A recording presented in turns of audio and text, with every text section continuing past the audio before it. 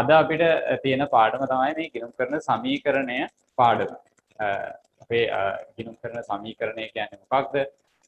ගිණුම් කරන සමීකරණය අපි කොහොමද ගොඩනගාගන්නේ? සහ ගිණුම් කරන සමීකරණයට අපි ගනුදෙනු ඇතුළත් කරන්නේ මොන ආකාරයකටද කියන එක තමයි අද පාඩමෙන් සාකච්ඡා කරන්නේ. ඒත් එක්කම මේ පාඩමේදී අපි කතා කරනවා හිමිකම වෙනස් වෙන්න බලපාන සාධකයන් මොනවාද කියලා. හරි. මම එහෙනම් පාඩමේ නම ලියන්නම්. පාඩම තමයි ගිණුම් කරන සමීකරණය. ගිණුම් කරන සමීකරණය. හරි. මේ ගිණුම් කරන සමීකරණය කියලා කියන්නේ ව්‍යාපාරයක වත්කම් ඒත් එක්කම ව්‍යාපාරයේ හිමිකම හා වගකීම අතර තියෙන සම්බන්ධතාවය පිළිබිඹු කරන සමීකරණයකට තමයි අපි කියන්නේ ගිණුම් කරන සමීකරණය කියලා.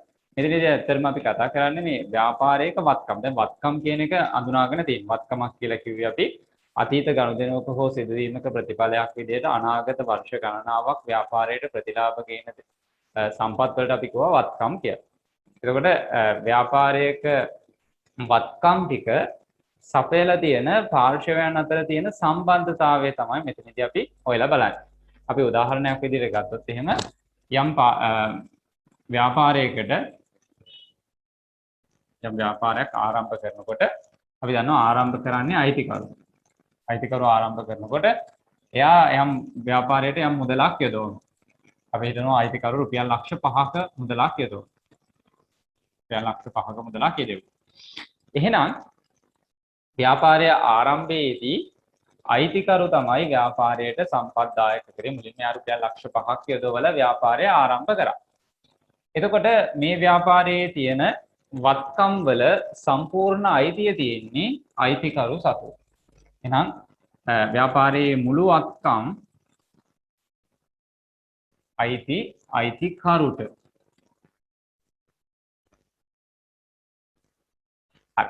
එතකොට දැන් අපි වත්කමක් කියන එක අඳුනාගත්තනේ. වත්කමක් කියලා කියන්නේ අතීත ගනුදෙනුවක හෝ සිදුවීමක ප්‍රතිඵලයක් විදිහට අනාගත වර්ෂ ගණනාවක් ව්‍යාපාරයට ප්‍රතිලාභ දෙන සම්පත් ව්යාපාරයට පාලනය කරන්න පුළුවන්.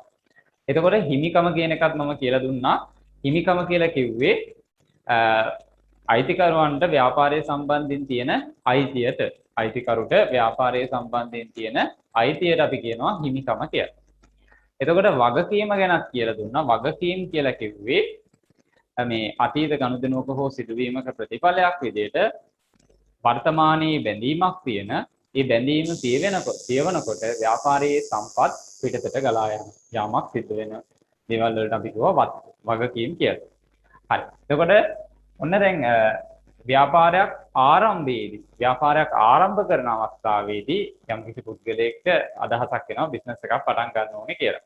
එතකොට එයා ගාව තියෙන සල්ලි ටික දැන් මෙයා ලක්ෂ 5ක් එයා ගාව ඉදිරි කරගත්ත සල්ලි ව්‍යාපාරයට යොදවලා ව්යාපාරය ආරම්භ කරා.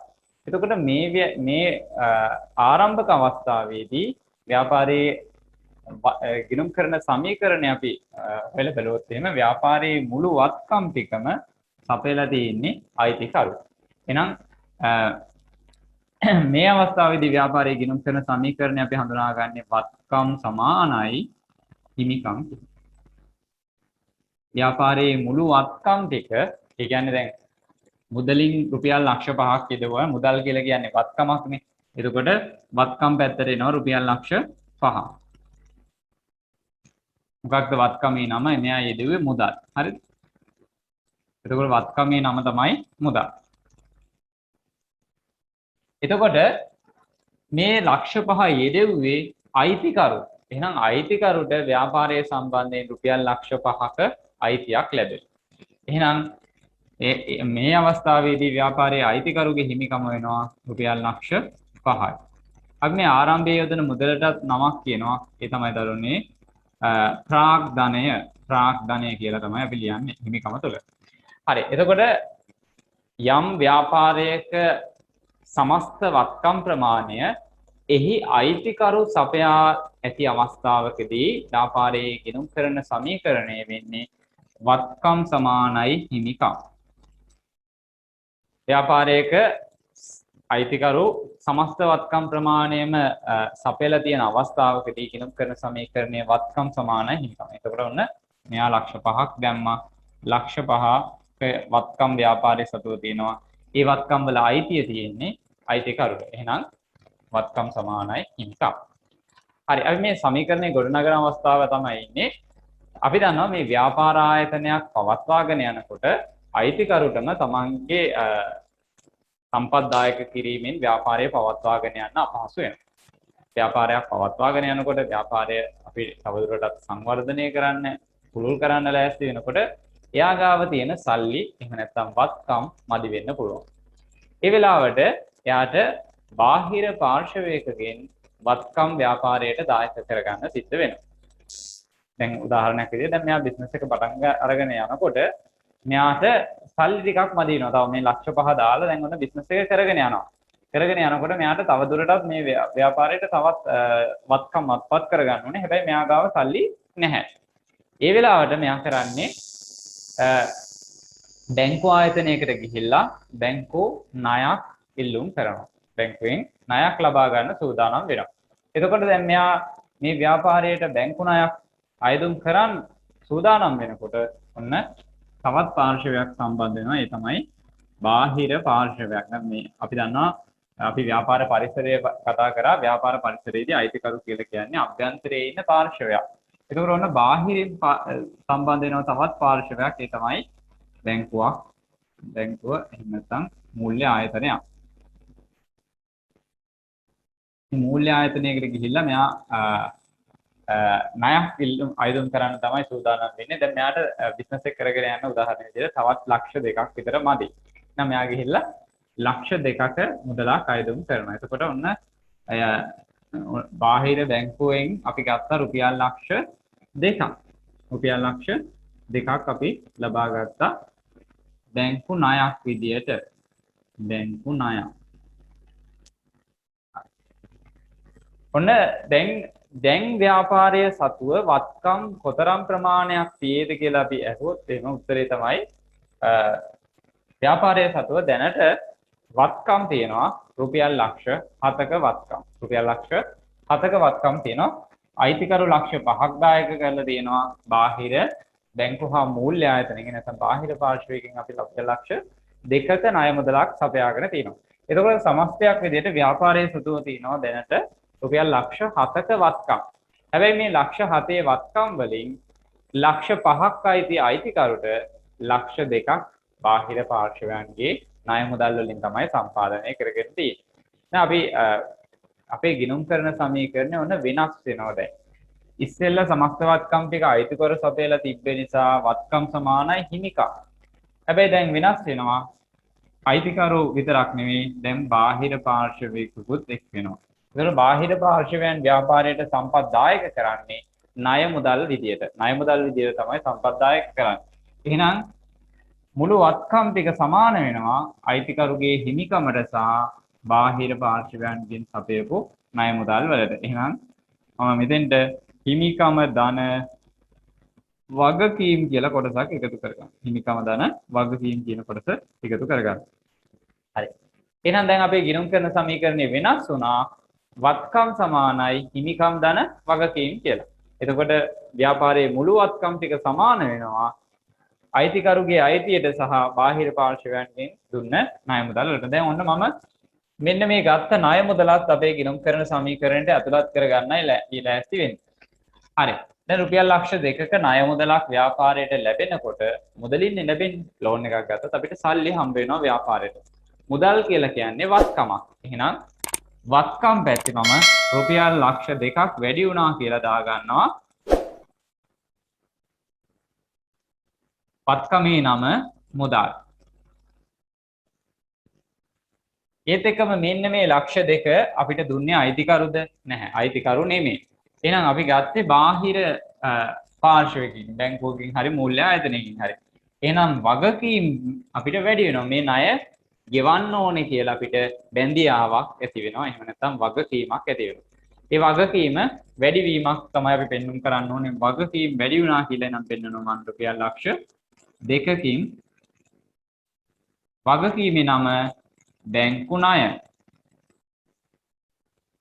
හරි. ඔන්න ගිණුම් කරන සමීකරණය බාහිර පාර්ශවයකින් අපි ණය මුදල් සම්පාදනය කරගත්ත හැටි ගිණුම් කරන සමීකරණය වෙනස් වෙනවා වත්කම් සමාන හිමිකම් ධන වගකීම් විදිහට. අපේ මූලික ගිණුම් කරන සමීකරණය වෙන්නේ වත්කම් සමානයි හිමිකම් ධන වගකීම් කියන සමීකරණය. එතකොට මේ මූලික ගිණුම් කරන සමීකරණය හැදිලා තියෙන්නේ මුළු වත්කම් ටික ව්‍යාපාරයේ මුළු වත්කම් ටික සපයලා තියෙන්නේ කවුද කියන එක මත. අයිතිකරු කොතරම් ප්‍රමාණයක් මුළු වත්කම් වලින් නියෝජනය වෙනවද? බාහිර වගකීම් කොතරම් ප්‍රමාණයක් නියෝජනය වෙනවද? අපේ මේ මූලික ගිණුම් කරන සමීකරණයේ විදිහට වත්කම් සමාන හිමිකම් ධන වගකීම් අපි අඳුනාගන්න. අපි දන්නවා සෑම ව්‍යාපාරයක් පාහේම තමන්ගේ අයිතිකරුටම ව්‍යාපාරයට සම්පත්දායක කරලා පවත්වාගෙන යන්න බෑ. ඒ නිසා සෑම ව්‍යාපාරයක් පාහේම වෙනත් පාර්ශවයන්ගේ නැත්නම් බාහිර පාර්ශවයන්ගේ ණය මුදල් දායක කරගන්නවා ව්‍යාපාරයේ පවත්වාගෙන යනකොට. එහෙනම් ඒ නිසා අපි පොදුවේ පිළිගන්නවා ගිණුම් කරන සමීකරණය වෙන්නේ වත්කම් සමානයි හිමිකම් ධන වගකීම් කියන සූත්‍රය කියලා. හරි මම මේ දැන් අපේ උදාහරණයට අනුව එකතු කිරීම කරලාත් පෙන්නන්න. එතකොට අපේ මුළු වත්කම් ප්‍රමාණය වෙනව ළමයිනේ රුපියල් ලක්ෂ 7ක්. මුළු වත්කම් රුපියල් ලක්ෂ 7යි. එතකොට හිමිකම වෙනවා රුපියල් ලක්ෂ 5ක්.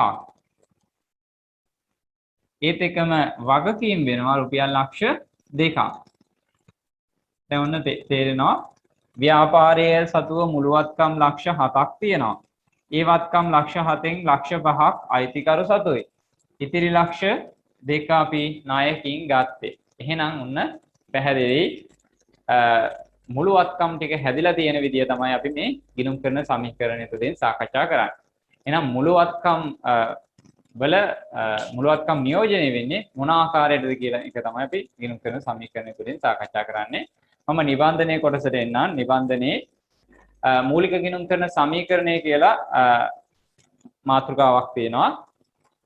මම කියවන්නම් ව්‍යාපාරයක වත්කම් හා එම වත්කම් සැපයූ පාර්ශවයන්ට එම වත්කම් සම්බන්ධයෙන් ව්‍යාපාරයේ ඇති බැඳීම පිළිබිඹු කරන ගණිතමය ඉදිරිපත් කිරීම ගිණුම් කරන සමීකරණය ලෙස හැඳින්වේ. ගණිතමය ඉදිරිපත් කිරීමක් කරන්නේ.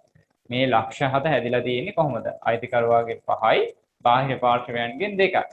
හරි. එතකොට ඔන්න ව්‍යාපාරයක වත්කම් ටිකයි ඒ වත්කම් සපයපු පාර්ශවයන් අතර තියෙන සම්බන්ධතාවයයි පිළිබිඹු කරන ගණිතමය ඉදිරිපත් කිරීමට අපි කියනවා ගිණුම් කරන සමීකරණය කියලා. එහෙනම් දැන් අපි ගිණුම්කරණය කරනකොට විශේෂයෙන්ම මතක තියාගෙන ඉන්න ඕන සමීකරණය තමයි මොකක්ද? වත්කම් සමානයි හිමිකම් ධන වගකීම් කියන සූත්‍රය අපි මතක තියාගෙනම ඉන්න ඕනේ දරුවෝ. හරි. එතනින් එහාට තියෙනවා මාතෘකාවක් ගිණුම් කරන සමීකරණයේ ගොඩනැගීම. මම සමීකරණයේ ගොඩනගා ගන්න විදියත් මම කියලා දුන්නා. අයිතිකරු සමස්ත ව්‍යාපාරයට සම්පත්දායක කරලා තියෙනවා නම් ඒ වෙලාවේදී ගිණුම් කරන සමීකරණය වෙන්නේ වත්කම් සමානයි හිමිකම් කියලා කිව්වා. බාහිර පාර්ශවයන්ගෙන් ව්‍යාපාරයට සම්පත්දායක කර ගැනීමක් සිදු කළපු සැනින්ම වත්කම් සමානයි හිමිකම් ධන වගකීම් කියලා වෙනස් වෙනවා කියලා කිව්වා. හරි. ගිණුම් කරන සමීකරණයේ ගොඩනැගීම ව්‍යාපාරයකට අවශ්‍ය සියලුම සම්පත් එහි අයිතිකරු සපයා ඇති විට ව්යාපාරයේ ගිණුම් කරන සමීකරණය පහත ආකාරයට දැක්වේ. එතන සූත්‍රයක් විදිහට මම දක්වලා තියෙනවා වත්කම් සමානයි හිමිකම්. අයිතිකරු ඔක්කොම දාලා තියෙන වෙලාවක නිදසුනක් තියෙනවා චානක විසින් රුපියල් ලක්ෂ 4ක් යොදා ව්‍යාපාරයක් ආරම්භ කිරීම. එතකොට ඔන්න සමීකරණය මම දාලා තියෙනවා වත්කම් සමානයි හිමිකම්. වත්කම් පැත්තේ ලක්ෂ 4ක් වැඩි වුණා මුදල් වත්කමේ නම. හිමිකම් පැත්තේ ලක්ෂ 4ක් වැඩි වුණා හිමිකමේ නම ප්‍රාග්ධනය. පහලින් කියනවා මින් අදහස් වන්නේ ව්‍යාපාරයේ ඇති සියලුම සම්පත් අයිතිකරු විසින් යොදවා ඇති බැවින් එම සම්පත්වල අයිතිය අයිතිකරු සතු වන බවයි. එතකොට අපේ ගිණුම් කරන සමීකරණේ වත්කම් සමානයි හිමිකම් කියලා අපි දැක්කොත් එහෙම එතන අදහස තමයි ව්‍යාපාරයේ මුළු වත්කම් ටික අයිතිය තියෙන්නේ අයිතිකරු සතු වන බව. ව්‍යාපාරයක් පවත්වාගෙන යාමේදී හා ව්‍යාපාර කටයුතු පුළුල් කිරීමේදී අයිතිකරුවන් යොදවන සම්පත් ප්‍රමාණවත් නොවිය හැක. මම කියවා අයිතිකරුවන්ට සියලුම සම්පත් දායක කරන්න හැකියාවක් නැහැ. එවිට ව්‍යාපාරයකට බාහිර පාර්ශවයන් සතු සම්පත්ද ව්යාපාරයට යෙදවීමට සිදුවේ. බාහිර පාර්ශවයන් ව්‍යාපාරයට සම්පත් දායක කරනුයේ ණය මුදල් සැපයීම මගිනි. එවිට ව්‍යාපාරයකට ව්‍යාපාරයට එම ණය මුදල් ගෙවීම පිළිබඳ වගකීමක් ඇති වෙනවා. අපි දැන් බාහිර පාර්ශ්වයට බැංකුවෙන් අපි ණය ගත්ත හැටි අපි ඒ ණය ගෙවන්න ඕනේ කියලා අපිට බැඳියාවක් එහෙම නැත්නම් වගකීමක් ඇති වෙනවා. එවිට ව්‍යාපාරයේ ගිණුම් කරන සමීකරණය පහත ලෙස ගොඩනගා ගන්න පුළුවන්. මෙන්න තියෙන සමීකරණය වත්කම් සමානයි හිමිකම් ධන වගකීම්. නිදසුන තියෙන දැන් මම ඒ නිදසුනම තව ටිකක් පුළුල් කරලා තියෙනවා. ශානක විසින් තම ව්‍යාපාර කටයුතු පුළුල් කිරීමේ අරමුණෙන් රුපියල් ලක්ෂ 2ක බැංකු ණයක් ලබා ගැනීම නිසා ශානකගේ ව්‍යාපාරයේ ගිණුම් කරන සමීකරණය පහත ලෙස දැක්වේ. එතකොට ඔන්න වත්කම් සමානයි හිමිකම් ධන වගකීම් කියන සූත්‍රයේ මුලින් අන්න එයා ලක්ෂ 4ක් යෙදුවා. එහෙනම් ලක්ෂ 4ක් යෙදුවා නම් වත්කම් තුල ධන ලක්ෂ 4යි මුදල්, හිමිකම් තුල ධන ලක්ෂ 4යි ප්‍රාග්ධනය. ඒ දෙකම ලක්ෂ 2ක බැංකු ණයක් ගත්තාම වත්කම් තුල ධන ලක්ෂ 2යි මුදල්, හිමිකම් මේ වගකීම් තුල ධන ලක්ෂ 2යි බැංකු ණය. එතකොට ව්‍යාපාරයේ ගිණුම් කරන සමීකරණය රුපියල් ලක්ෂ 6කට සමාන වෙනවා. එතකොට ව්‍යාපාරයේ මුළු වත්කම් ලක්ෂ 6යි. ඒ ලක්ෂ 6න් ලක්ෂ 4ක් දාලා තියෙන ඡානක. ඡානක කියන්නේ ව්‍යාපාරයේ අයිතිකරු. ඉතිරි ලක්ෂ 2 අපි බාහිරව ණය මුදලක් විදියට ලබාගෙන තියෙනවා. හරි. ඔන්න අපි කොටස් දෙකක් කතා කරා. දැන් මේ පාඩමට අදාළව අපිට වැදගත් මාතෘකාවන් 4ක් තියෙනවා. හරිද? ඒ තමයි ගිණුම් කරන සමීකරණය කියන්නේ මොකක්ද කියන එක. අපි දැන් ගිණුම් කරන සමීකරණය කියන එක ඉගෙන ගත්තා. ඒත් එක්කම සමීකරණය ගොඩනැගීම. ඒකත් ඔන්න අපි ඉගෙන ගත්ත සමීකරණය ගොඩනගා ගන්නේ කොහොමද කියන එක. තව වැදගත් කොටස තමයි මේ ගිණුම් කරන සමීකරණයට කොහොමද මේ ගනුදෙනු බලපාන්නේ. ගිණුම් කරන සමීකරණය තුළට අපි ගනුදෙනු වාර්තා කරන්නේ මොන විදිහටද? ඊටාම පැහැදිලි සරලව අපි පැහැදිලි කරගමු. මේ ගිණුම් කරන සමීකරණයට මොන වගේ බලපෑමක්ද ඇති වෙන්නේ? මම පහුගිය උදාහරණේ කතා කරනකොට කිව්වා අයිතිකරුවෝ රුපියල් ලක්ෂ 5ක් ව්‍යාපාරයට අරන් යනවා. එහෙනම් ව්‍යාපාරයේ තුල තියෙන මුදල් මොකද්ද වෙන්නේ? මුදල් රුපියල් ලක්ෂ 5ක් වැඩි වෙනවා. මුදල් කියලා කියන්නේ අපි දන්නවා වත්කමක් කියන එක. ඒත් එකම මේ ලක්ෂ 5 අරන් එන්නේ කවුද? අයිතිකරුවෝ. එහෙනම් අයිතිකරුගේ අයිතිය ව්යාපාරයේ ලක්ෂ 5ක අයිතියක් ඇති වෙනවා. දැන් අපි හිතන්නකෝ අපි ලොකු වෙලා බිස්නස් එකක් පටන් ගන්නවා. අපි ගාව තියෙන සල්ලි ලක්ෂ 5ක් අපි ව්‍යාපාරයකට යොදවනවා. එහෙනම් අපිට මේ ව්‍යාපාරයේ සම්බන්ධයෙන් රුපියල් ලක්ෂ 5ක අයිතිවාසිකමක් අයිතියක් ලැබෙනවා. අන්න ඒකට අපි කියනවා හිමිකම කියලා. ඒත් එක්කම ඒ ව්‍යාපාරයට අපේ මුදල් රුපියල් ලක්ෂ 5ක් ලැබෙන නිසා ඒ ව්යාපාරයේ වත්කම් රුපියල් ලක්ෂ 5කින් වැඩි වීම සිද්ධ වෙනවා. එතකොට අපි බාහිර පාර්ශ්වයකින් ණය මුදලක් ගත්ත සැනින් අපිට වගකීමක් ඇති වෙනවා. මොකද ඒ ණය ගෙවන්න ඕනේ. එහෙනම් වගකීම් වැඩි වෙනවා රුපියල් ලක්ෂ 2කින්. ඒත් එක්කම ව්‍යාපාරයට මුදල් ලැබෙන නිසා මුදල් වැඩි වෙනවා ලක්ෂ 2කින්. මුදල් කියලා කියන්නේ වත්කම්. හරි අපිට මෙතන උදාහරණයක් තියෙනවා. අපි බලමු ඊළඟ මාතෘකාව කියනවා ව්‍යාපාර ගනුදෙනු ගිණුම් කරන සමීකරණයට බලපාන ආකාරය. ව්‍යාපාරයක දෛනිකව සිදුවන විවිධ ගනුදෙනු නිසා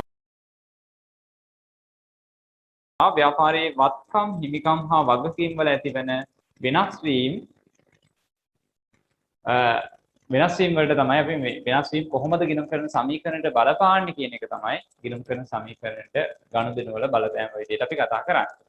හරි අපි දන්නවා දැනටමත් ලෙජරේ ගිණුම් වර්ග 5ක් තියෙනවා. ඒ තමයි වත්කම්, වගකීම්, හිමිකම්, ආදායම් හා වියදම්. එතකොට අපේ ගිණුම් කරන සමීකරණේ නිරූපණය වෙන්නේ වත්කම්, වගකීම්, හිමිකම් විතරයි.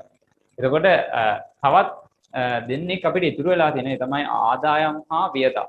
හරි මම ඉස්සරහදී කියලා දෙන්නම් කොහොමද මේ ආදායම් හා වියදම් අපේ ගිණුම් කරන සමීකරණයට ඇතුළත් කිරීම කරන්නේ කියන එක.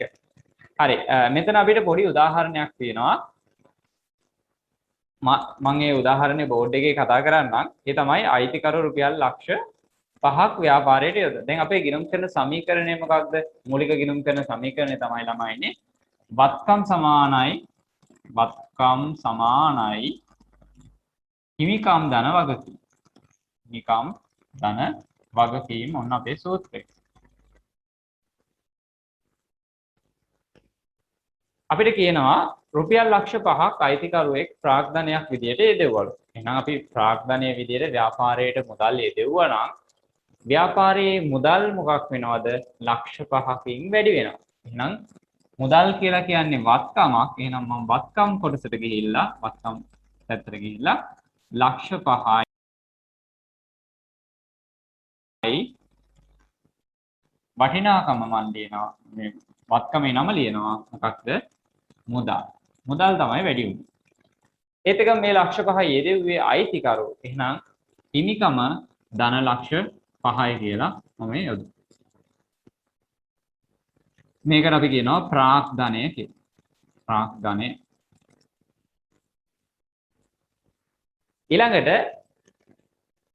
අංක 2 කියනවා රුපියල් ලක්ෂයක බැංකු ණයක් ලබා ගත්තලු.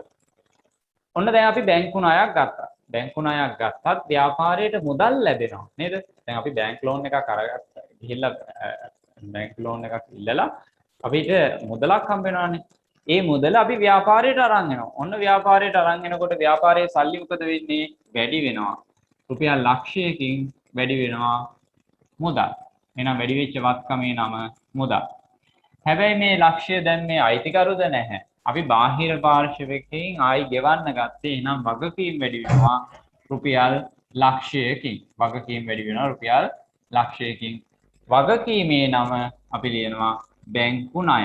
වගකීමේ නම බැංකු ණය. ඊට පස්සේ තුන්වෙනි කාරණාව විදියට තියෙනවා මේ රුපියල් ලක්ෂ 2ක් වටිනා මෝටර රථයක් අපි අරගෙන තියෙනවා. හිතන්නකො අපි දැන් ඔන්න බිස්නස් එක කරගෙන යනවා. කරගෙන යන ගමන් අපි රුපියල් ලක්ෂ 2ක් වටිනා මෝටර රථයක් ගන්නයි සූදානම් වෙන්නේ. මෝටර රථයක් කියලා කියන්නේ අපිට වත්කමක්. ව්‍යාපාරයේ මෝටර රථය කියලා කියන්නේ වත්කමක්.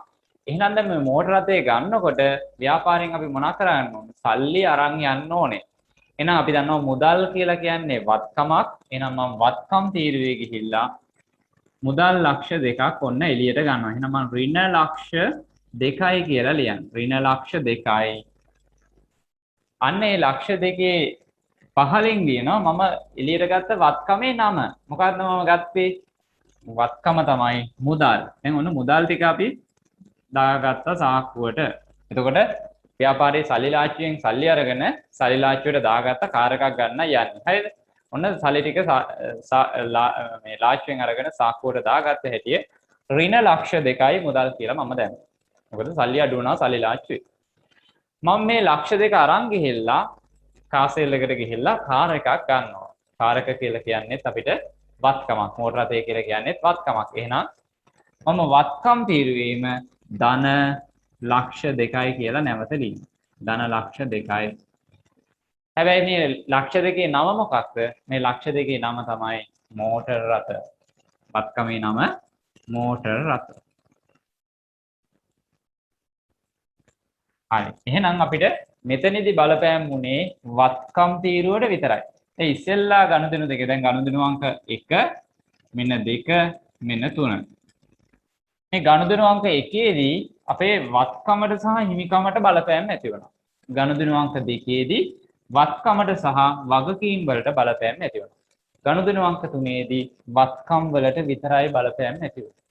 එහෙනම් අපි මේ ගිණුම් කරන සමීකරණයට ගනුදෙනු ඇතුළත් කරන විදිය තමයි සාකච්ඡා කරන්නේ. මොන විදිහටද බලපාන්නේ කියන එක. මේක අපේ ටියුට් එකේ තියෙන මේ ටියුට් එකේ තියෙන ව්‍යාපාර ගනුදෙනු ගිණුම් කරන සමීකරණයට බලපාන ආකාරය කියන එක. අන්න එතන තියෙනවා අංක 1 2 3 කියලා දාලා කොටස් තුනක්. ඒ තුන තමයි මම මෙතන පිළිතුරු විදියට සාකච්ඡා කරේ. මේකත් සටහන් කරගන්න ළමයි එකතුවක් විදියට ගත්තොත් එහෙම අවසානයේ ඔන්න මම එකතු කිරීම කරන්න. එතන ලක්ෂ 5ක් තියෙනවා. ඉන්කම් ටික ලක්ෂ 5යි, වගකීම් ටික පහලට ගත්තොත් එහෙම ලක්ෂයයි. එතකොට මේ ටික අපි එකතු කරොත් එහෙම ධන ලක්ෂ 5ක් තියෙනවා, ආයි ධන ලක්ෂයක් තියෙනවා.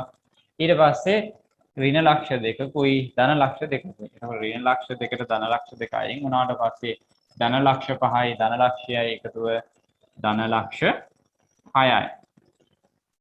ඒතර අපි දන්නවා මේ පැත්තට සමානත් වෙන්න ඕනේනේ. මේ පැත්ත එකතු කිරීම ගත්තොත් එහෙම මේ පැත්තේ ලක්ෂ 6ක් තියෙනවා. එහා පැත්තේ ලක්ෂ 5කුයි ලක්ෂකුයි තියෙනවා. එකතු කරොත් එහෙම ඒත් ලක්ෂ 6මයි. එහෙනම් අපේ වත්කම් ටික හිමිකමට හා වගකීමට සමාන වෙනවා. වත්කම් ටික හිමිකමට හා වගකීමට සමාන වෙනවා. මේක සටහන් පොතේ සටහන් කරගන්න මම එනවා ඊළඟට අපි කතා කරන්න යන ඊළඟ අභ්‍යාසය සම්බන්ධයෙන්. අභ්‍යාසංක 3 තමයි අපිට සාකච්ඡා කරන්න තියෙන්නේ. අපේ සටහන් පොතේ අපි ගාන හදාගමු. අභ්‍යාසංක 3 දෙනුවන්ගේ ව්‍යාපාරයේ 2021 ජනවාරි මාසයේ සිදු වූ ගනුදෙනු සමූහයක් පහත දැක්වේ. අපිට ගනුදෙනු 10ක් දීලා කියනවා අවශ්‍ය වන්නේ ඉහත ගනුදෙනු මූලික ගිණුම් කරන සමීකරණයට බලපාන ආකාරය දක්වන්න කියලා. හරි. එතකොට එහා පැත්තේ මම chart එකකුත් දාලා තියෙනවා. ඒ chart එක මම board එකේ අදිනවා. අපිට දීලා තියෙනවා මෙන්න මේ වගේ chart එකක්. මම මේ chart එක අඳ ගන්නයි සූදානම් වෙන්නේ.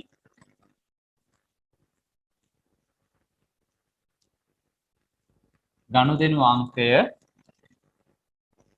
තීරුවක් වත්කම් බෙදාගෙන තියෙනවා කොටස් තුනකට. වත්කම්ම කොටස් තුනකට බෙදාගෙන තියෙනවා. එකක් තමයි ලී බඩු, ජංගම තැන්පතු, මුදල් කියලා. හිමිකම එකයි, වගකීම් තීරුවයි. මෙන්න මේ විදිහේ chart එකක් අපි roll කර ගන්න ඕනේ.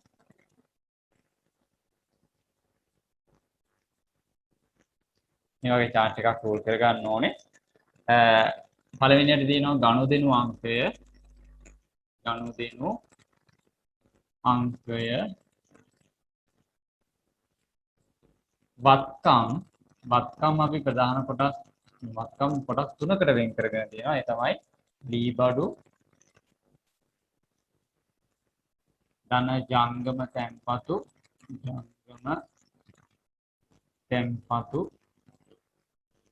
ධන මුදල්. එතකොට හිමිකම අපි වෙන් කරගෙන තියෙනවා ප්‍රාග්ධනයේ විදියට. හිමිකම ප්‍රාග්ධනයේ විදියට වෙන් කරගෙන තියෙනවා. වගකීම් අපි වෙන් කරගෙන තියෙනවා. වගකීම් බැංකු ණය විදියට. බැංකු ණය. හරි. අපි ළමයිනුත් මේ වගේ chart එකක් ඉක්මනට පොතේ roll කරගන්න. කට්ටියම ඇඳගත්තා කියලා හිතනවා මම. එහෙනම් අපි යමු පළවෙනි ගනුදෙනුවට කොහොමද අපි මේ ගනුදෙනුව සටහන් කරන්න කියලා බලමු. අපේ ව්‍යාපාරයේ අයිතිකරු තමයි දෙනුවන්. දෙනුවන්ගේ ව්‍යාපාරයේ 2021 ජනවාරි මාසයේ සිදු වෙලා තියෙන ගනුදෙනු තමයි අපිට දීලා තියෙන්නේ. හරි. පළවෙනියට අපිට කියනවා ගනුදෙනු අංක 1 දී කියනවා දෙනුවන් රුපියල් ලක්ෂ 3ක් යොදා ව්‍යාපාරය ආරම්භ කරාලු. එහෙනම් මම මෙතන මේ පැත්තේ ගනුදෙනු අංක 1 කියලා දා ගන්නවා. දැන් මොකද්ද වෙලා තියෙන්නේ? දෙනුවන් රුපියල් ලක්ෂ 3ක් ව්‍යාපාරයට යොදවලා තියෙනවා. රුපියල් ලක්ෂ 3ක් දෙනුවන් සල්ලි ගෙනල්ලා ව්‍යාපාරයට යොදවලා ව්‍යාපාරය පටන් ගන්නවා. එහෙනම් අපිට මෙතන දැන් අපි මේ chart එක ගැන මම පොඩ්ඩක් පැහැදිලි කරන්නම්. මෙතන අපේ මූලික ගිණුම් කරන සමීකරණය වෙන්නේ වත්කම් සමානයි හිමිකම් ධන වගකීම්. වත්කම් සමානයි හිමිකම් ධන වගකීම් කියන එක තමයි මේ උඩින් තියෙන්නේ. අපිට මේ වත්කම් වර්ග කරගෙන තියෙනවා ලී බඩු, ජංගම තැන්පතු, මුදල් කියලා. හිමිකම වර්ග කරගෙන තියෙනවා ප්‍රාග්ධනයේ විදියටත්, වගකීම් වර්ග කරගෙන තියෙනවා බැංකු ණය විදියටත්. දැන් අපේ අභ්‍යාසයකදී මෙහෙම වර්ග කරගන්න පුළුවන්. මොකද මෙන්න මේ මෙතන කතා කරන ලී බඩු, ජංගම තැන්පතු, මුදල් කියන්නේ වත්කම්. අපි දන්නවා. එතකොට බැංකු ණය කියලා කියන්නේ වගකීමක් කියලා අපි දන්නවා. එහෙනම් අපිට මේ විදියටත් අපේ අභ්‍යාස ලබා දෙන්න පුළුවන්. දැන් මෙතනදී රුපියල් ලක්ෂ 3ක් තමයි අයිතිකරු ගේන්නේ. මුදලින් ගේන්නේ. එහෙනම් මුදල් මොකද වෙන්නේ? මුදල් වැඩි වෙනවා. එහෙනම් මම මුදල් තුලට ගිහිල්ලා ධන ලක්ෂ 3යි කියලා සටහන් කරනවා. මම අර පහෝගිය වතාවේ අභ්‍යාසය කරනකොට පහෝගිය අර සමීකරණයට පොඩි අභ්‍යාසයක් කරේ අපි. ඒ අභ්‍යාසයේදී මම ලිව්වා ධන වටිනාකම දාලා ඉවරලා මුදල් කියලා පහලින් ලිව්වා. දැන් ලියන්න අවශ්‍ය නැහැ. මොකද අපි මුදල් තීරුවේ ඉන්නේ. මුදල් තීරුවේ ඉන්නේ. නැවත නැවත අපි මුදල් කියලා ලියන්න අවශ්‍ය වෙන්නේ නැහැ. එහෙනම් මුදල් තමයි වැඩි උනේ ලක්ෂ 3ක්. දැන් මේ ලක්ෂ 3ක සල්ලි අරන් ආවේ කවුද? අයිතිකරු. එහෙනම් හිමිකම වැඩි වෙනවා ලක්ෂ 3කින්. ප්‍රාග්ධනයේ විදිය ඔන්න මම ප්‍රාග්ධනයේ තුල ධන ලක්ෂ 3යි කියලා සටහන් කරා. එහෙනම් අපේ මේ දෙනුවන් රුපියල් ලක්ෂ 3ක් අරන් ආවම ගිණුම් කරන සමීකරණයට සිදුවන බලපෑම තමයි මම සටහන් කරලා තියෙන්නේ. මුදල් වැඩි වෙනවා ලක්ෂ 3කින්. එයාගේ අයිතිය එහෙම නැත්නම් එයාගේ හිමිකම වැඩි වෙනවා රුපියල් ලක්ෂ 3කින්. එච්චරයි අපිට සටහන් කරන්න තියෙන්නේ. හරි. එහෙනම් ඔන්න ගනුදෙනු අංක 2 අපි බලමු මොකද්ද වෙලා තියෙන්නේ කියලා. රුපියල් 50000ක් තැන්පත් කර ජංගම ගිණුමක් විවෘත කරාලු. මේ ජංගම ගිණුම් කියලා කියන්නේ වාණිජ බැංකුවල අපිට මේ චෙක්පත් මගින් ගනුදෙනු කිරීමේ පහසුකම සපයන ගිණුම් වර්ගයක්. අපි බිස්නස් කරන කට්ටියට ගොඩක් ප්‍රයෝජනවත් ගිණුම් වර්ගයක් තමයි ජංගම ගිණුමක් කියලා කියන්නේ. ඒතකොට දැන් මෙයා දෙනුවන් මොකද කරලා තියෙන්නේ? රුපියල් 50000ක් අරන් ගිහිල්ලා account එකක් open කරලා තියෙනවා බැංකුවක. එහෙනම් දැන් අන්න රුපියල් 50000ක් අපි අරන් යන්න වෙනවා. එහෙනම් අපි මුදල් 50000ක් එළියට ගමු. මම සල්ලි ගන්නවා 50000ක් සාක්කුවේ දාගත්ත ඔන්න. හරි. මෙන්න මේ 50000 අපි ගිහිල්ලා බැංකුවේ තමයි තැන්පත් කරන්නේ. එහෙනම් ජංගම තැන්පතු තීරුවට ගිහිල්ලා මම ධන 50000යි කියලා සටහන් කරනවා. ඔන්න අපි සල්ලි සල්ලි අරන් ගිහිල්ලා බැංක් account එකක් open කරලා ඒකේ ඩිපොසිට් කරා. ඒකේ තැන්පත් කරා. ඔන්න සටහන් කරා. එහෙනම් ගනුදෙනු අංක 2ක් පැහැදිලි. ගනුදෙනු අංක 3 රුපියල් ලක්ෂ 2ක බැංකු ණයක් ලබා ගත්තා. ඔන්න දැන් බැංකුවෙන් අපි ලෝන් එකක් අරගෙන රුපියල් ලක්ෂ 2යි. දැන් ලෝන් එක අරගෙන දැන් ගෙදර එන ගමන් ඉන්නේ. ලෝන් එක අරන් මේ ව්‍යාපාරයට එනවා. ව්‍යාපාරයට එනකොට අපි දන්නවා රුපියල් ලක්ෂ 2කොත් අරගෙන තමයි අපි එන්නේ. එහෙනම් ඔන්න ලක්ෂ 2ක් අරන් ආවම අපේ මුදල් ලක්ෂ 2කින් වැඩි වෙනවා. මුදල් ලක්ෂ 2කින් ඔන්න වැඩි වුණා. අපි දන්නවා හැබැයි මේ ලක්ෂ 2 අපිට හම්බ වුණේ බැංකුවෙන් මොකක් විදියටද? ණයක් විදියට. එහෙනම් අපේ වගකීම් වැඩි වෙනවා. වගකීම් තුල ධන ලක්ෂ 2යි කියලා මම සටහන් කරනවා. මොකද අපේ වගකීම අපි මේ ලක්ෂ 2 ගත්ත දවසේ ඉඳලා බැංකුවට ලක්ෂ 2ක් ගෙවන්න ඕනේ කියලා වගකීමක් ඇති වෙනවා. එහෙනම් ඒක මම සටහන් කරා ධන ලක්ෂ 2ක් කියලා. ඊළඟට හතරවෙනි ගනුදෙනුවට එන්නේ මම ව්‍යාපාරයේ මුදල් වෙනත් ව්‍යාපාරයක ආයෝජනය කිරීමෙන් ලද ආයෝජන පොලිය රුපියල් 5000කි. හරි. දැන් මම කලින් කතා කරනකොට කිව්වනේ ලෙජරේ ගිණුම් වර්ග 5ක් තියෙනවායි කියලා. ලෙජරේ තියෙන ගිණුම් වර්ග 5 මම නැවත මෙතන ලියනවා. ගිණුම් වර්ග 5 තමයි වත්කම් ගිණුම්, හිමිකම් ගිණුම්, වගකීම් ගිණුම්, ආදායම් ගිණුම්, වියදම් ගිණුම්. ඔන්න ගිණුම් වර්ග 5. දැන් අපි දන්නවා මෙන්න මේ ගිණුම් වර්ග 5න් මෙන්න මෙතන ගිණුම් වර්ග 3ක් නියෝජනය වෙනවා. ඒ තමයි වත්කම් ගිණුම් මෙතන පේනවා. ඒක හරි. හිමිකම් ගිණුම් පෙන්නනවා.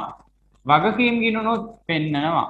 හැබැයි මෙතන මේ ආදායම් වියදම් ගිණුම් නම් පේන්නේ නැහැ. එහෙනම් අපිට මේ ගිණුම් කරන සමීකරණ අභ්‍යාසවලදී යම් ආදායමක් ලැබුණා, යම් වියදමක් අපි සිද්ධ කරා කියලා ගනුදෙනුවක් දුන්නොත් එහෙම අපි දැන් සටහන් කරගන්නේ කොහොමද? අන්න ඒ ප්‍රශ්නෙට උත්තරේ තමයි දැන් කියලා දෙන්න හදන්නේ. අපි ගිය පාඩමෙන් ඉගෙන ගත්තා සූත්‍රයක්. ඒ සූත්‍රය තමයි මම නැවත ලියන්නම්. සූත්‍රය තමයි ලාභය සමානයි ආදායම් ඍණ වියදම්. දැන් මෙහෙම සූත්‍රයක් අපි ඉගෙන ගත්තනේ ගිය සතියේ. ලාභය හැදෙන්නේ ලාභය එහෙම නැත්නම් අලාභය සමාන වෙනවා ආදායම් සෙට් එකෙන් වියදම් සෙට් එක අඩු කරාම, ආදායම් වලින් වියදම් අඩු කරාම. එහෙනම් අපි දන්නවා ලාභය බලාපොරොත්තු වෙන්නේ කවුද? බිස්නස් එකක් පටන් අරගෙන ඒකට සල්ලි දාලා ඒකේ තියෙන අවදානම් දරාගෙන නේද? ව්‍යාපාරය පවත්වාගෙන යන්නේ කවුද? අයිතිකරුවෝ. එහෙනම් අයිතිකරුවෝ තමයි ව්‍යාපාරයක ලාභය බලාපොරොත්තු වෙන්නේ. එහෙනම් අයිතිකරුවාගේ අයිතිය නියෝජනය වෙන තීරුවක් තියෙනවා මේ සමීකරණය තුල. ඒ තමයි හිමිකම් තීරුව. හිමිකම් තීරුවේ පෙන්වන්නේ අයිතිකරුවාගේ දේවල්. එහෙනම් මේ ලාභය අයිතිකරුට නම් අපිට ආදායම් වියදම් පෙන්වන්න පුළුවන් හිමිකම් තීරුවේ. ලාභය අයිතිකරුට නම් ලාභය හැදෙන්නේ ආදායම ඍණ වියදමෙන් නම් එහෙනම් අපිට ආදායම් වියදම් ගනුදෙනු ආවොත් එහෙම හිමිකම් තීරුව තුල සටහන් කරන්න පුළුවන්. දැන් කොහොමද සටහන් කරන්නේ? සටහන් කරන්නේ මේ විදිහටයි. ආදායමක් ලැබුණොත් එහෙම හිමිකම වැඩි වෙනවා. එහෙනම් හිමිකම වැඩි වෙන කාරණාවක් නිසා ආදායමක් හම්බ වුණොත් එහෙම හිමිකම් තීරුවට එකතු කරන්න ඕන. වියදමක් බැරුවොත් එහෙම හිමිකම අඩු වෙනවා. ඒක නිසා වියදමක් ආවොත් එහෙම අපි හිමිකමෙන් අඩු කරන්න ඕන. එහෙනම් සරලව මතක තියාගන්න ආදායම් ආවොත් හිමිකමට එකතු කරනවා, වියදම් ආවොත් හිමිකමෙන් අඩු කරනවා. දැන් අපිට ඊළඟට තියෙන ගනුදෙනුව තමයි අපේ බිස්නස් එකේ තියෙන සල්ලි ටිකක් අපි වෙනත් ව්‍යාපාරයක දැම්මලු. එහෙම දාලා අපිට පොලියක් හම්බුනාලු රුපියල් 5000ක. අපි දන්නවා මේ ආයෝජන පොලිය කියලා කියන්නේ අපිට ආදායමක්. හිතන්නකෝ දැන් ඔන්න ආයෝජන පොලිය අපිට හම්බ වෙනවා. මුලින්ම කල්පනා කරන්න ඕනේ අපේ මුදල් සම්බන්ධයෙන්. අපිට මේ මුදල හම්බ වෙනකොට අපේ සල්ලි ලාච්චුවේ සල්ලි මොකක් වෙනවද? වැඩි වෙනවා. එහෙනම් ඔන්න මම මුදල් තීරුවට යනවා. ගනුදෙනු අංක 4 මුදල් තීරුවට ගිහිල්ලා ධන 5000යි. ඔන්න අපේ සල්ලි ලාච්චුවේ රුපියල් 5000ක් වැටුණා. හැබැයි මේ 5000 අපිට හම්බුනේ ආදායමක් විදියට. එහෙනම් ආදායම් වැඩිවීම අපි සටහන් කරන්නේ අපේ හිමිකම් තීරුවේ ධන 5000යි වරහන් තුල අපි පොඩ්ඩක් ලියාගමු. ආයෝජන පොලියෙන් තමයි මේ 5000 හම්බුනේ. ආයෝජන පොලිය.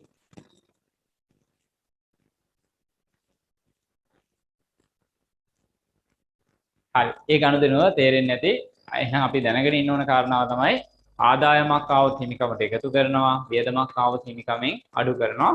හේතුව තමයි ආදායම් වියදම් අතර වෙනස තමයි ලාභය. ලාභය අයිතිකරුට. එහෙනම් ලාභය අපි දාන්නේ හිමිකම් තීරුවට. අයිතිකරුවගේ අයිතිය නියෝජනය වෙන්නේ හිමිකම් තීරුවේනේ. එහෙනම් ආදායම් වියදම් ආවොත් හිමිකම් තීරුවට තමයි ගලපන්න තියෙන්නේ. ඒක හොඳින් මතක තියාගන්න. ඊළඟට අංක 5 කියනවා රුපියල් 40000ක් වටිනා ලීබඩු තොගයක් ව්‍යාපාරයේ ප්‍රයෝජනයට ලබා ගත්තලු. දැන් මොකද කරලා තියෙන්නේ? අපි ව්‍යාපාරයට පාවිච්චි කරන්න ලී භාණ්ඩ තොගයක් අරන් ඇවිල්ලා තියෙනවා. හරි. එහෙනම් අපි ලී භාණ්ඩ තොගයක් ඔන්න ගේන්න යන්නේ ලීබඩු අලවිසලකට නැත්නම් අපි ලීබඩු විකුණන ස්ථානයකට යනකොට අපි නිකන් ගිහිල්ලා හරියන්නේ නැහැ. මොනව කරන්න වෙයිද? ණයට ගන්නෙ නැත්නම් සල්ලි අරන් යන්න වෙනවා. දැන් මෙතනදී කියන්නේ නැහැනේ ණයට ගත්තා කියලා. සල්ලි අරන් යන්න වෙනවා. කීයක් අරන් යන්න වෙනවද? මේ අරන් ගිහලා තියෙන රුපියල් 40000. එහෙනම් ගනුදෙනු අංක 5 ව්‍යාපාරයේ මුදල් මොකක් වෙයිද? අඩු වෙනවා. මුදල් අරන් යන්න වෙනවා 40000ක්. ඔන්න එහෙනම් මං සල්ලි ලාච්චුවෙන් සල්ලි 40000ක් අරගෙන සාක්කුවට දාගත්තා. දැන් මේ සල්ලි අරන් ගිහිල්ලා අපි අරන් එන්නේ මොනවද? ලී බඩු. එහෙනම් අපේ ව්‍යාපාරයේ තියෙන ලී බඩු මොනවා වෙනවද? ලී බඩු වැඩි වෙනවා 40000කින්. හරි.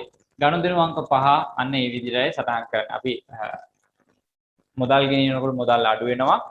ඒත් එකම මුදල් දීලා අපි අරන් එනවා වත්කමක් ලී බඩු වැඩි වෙනවා.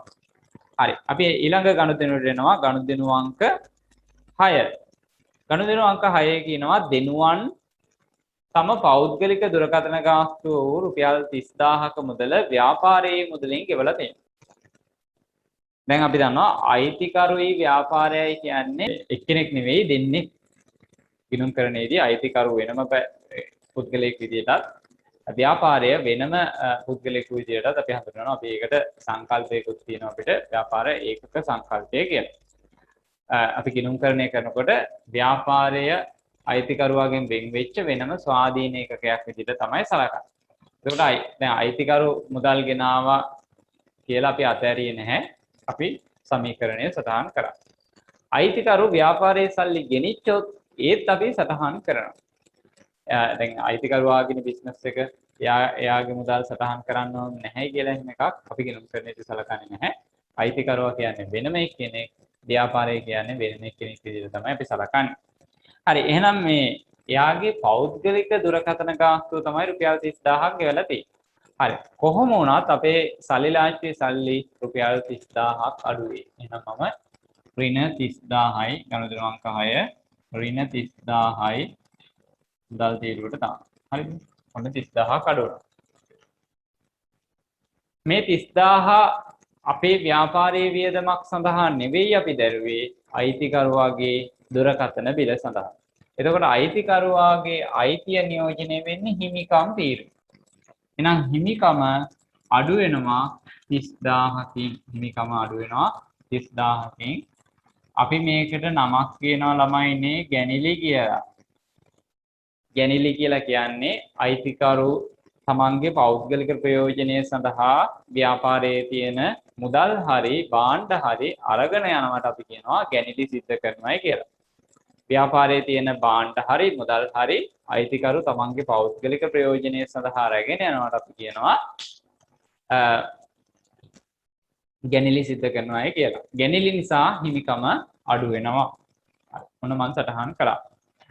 ඊළඟට අපිට කියනවා අංක 7 මාසික විදුලි බිල්පත රුපියල් 8000ක් මුදලින් ගෙව්වලු.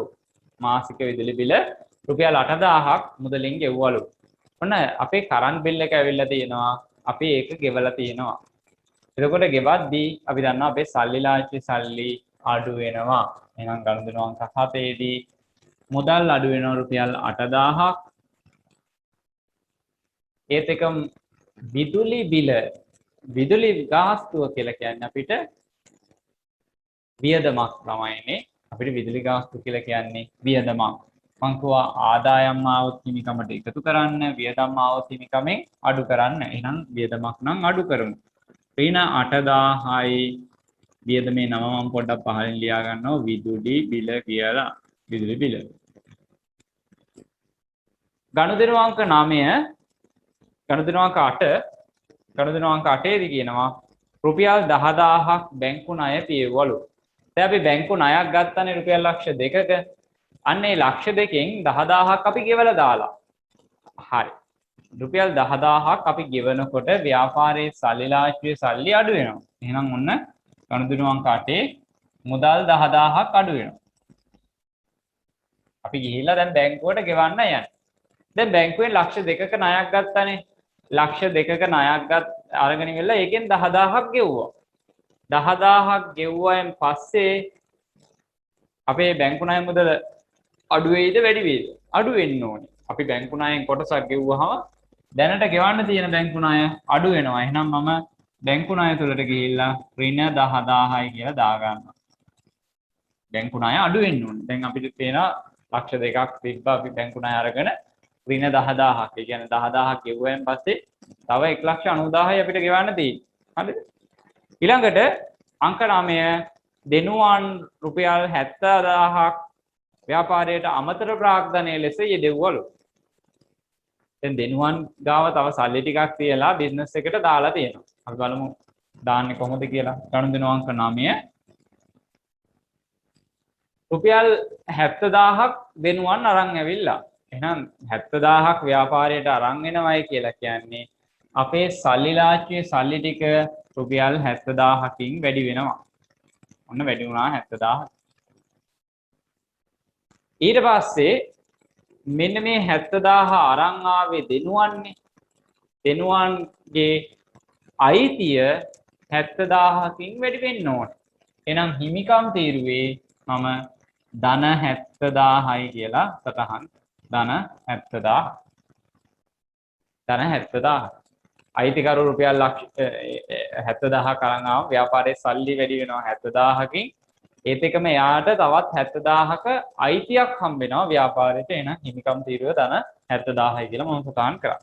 මෙන්න අවසාන ගනුදෙනුව අපිට කියනවා ව්‍යාපාරයේ රුපියල් 15000ක වරිපනම් ගාස්තු ගෙවුවලු. වරිපනම් ගාස්තුව මේ කියන්නේ වියදමක්. එහෙනම් අපි මේ ගාස්තුව සල්ලි වලින් ගෙවුවා නම් ළමයි අපේ මුදල් අඩු වෙනවා 15000කි. මුදල් ඍණ 15000යි. අපි දන්නවා වියදමක් ආවොත් මම කිව්වා හිමිකමෙන් අඩු කරන්න. එහෙනම් අපි ඍණ 15000යි වියදමේ නම මම කියන්නම්. වියදමේ නම වරිපණ. හරි. ඔන්න අපි ගනුදෙනු ටික සටහන් කරා අපේ ගිණුම් කරන සමීකරණයට. දැන් තියෙන්නේ අපිට මේ ගිණුම් කරන සමීකරණයේ පහළට එකතු කිරීම ටික ගන්න.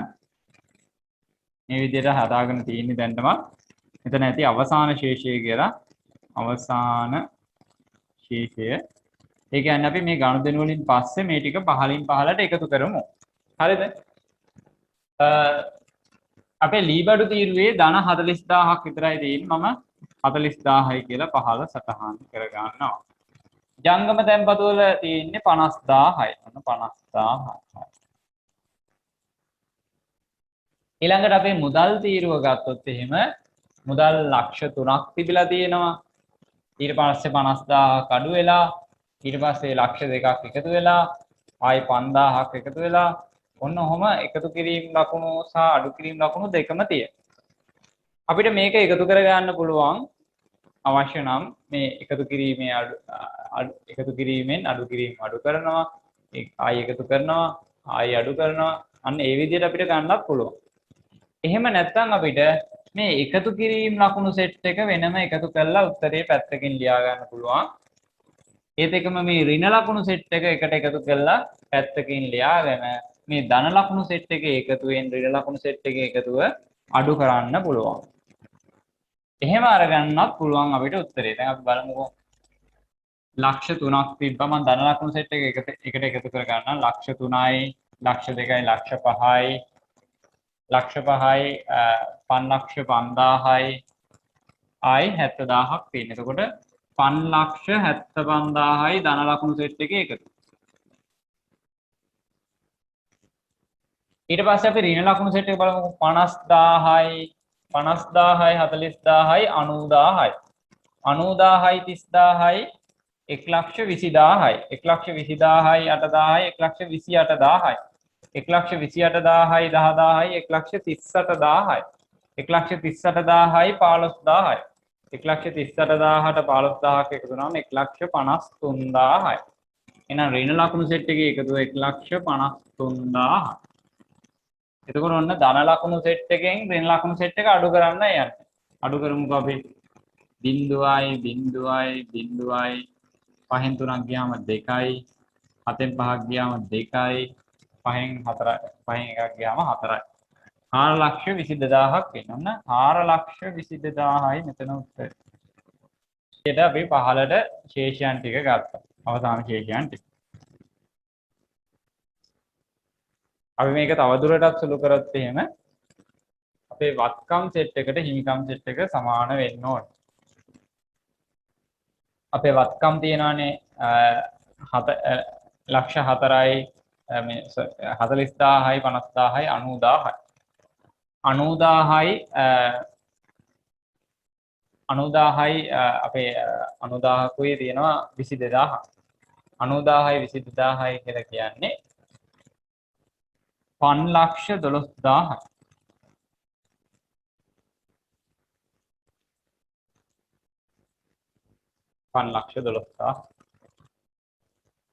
එතකොට එහා පැත්තේ තියෙනවා 3,20,000යි 1,90,000යි එකට එකතු කරාම අපි උත්තරේ ගමු.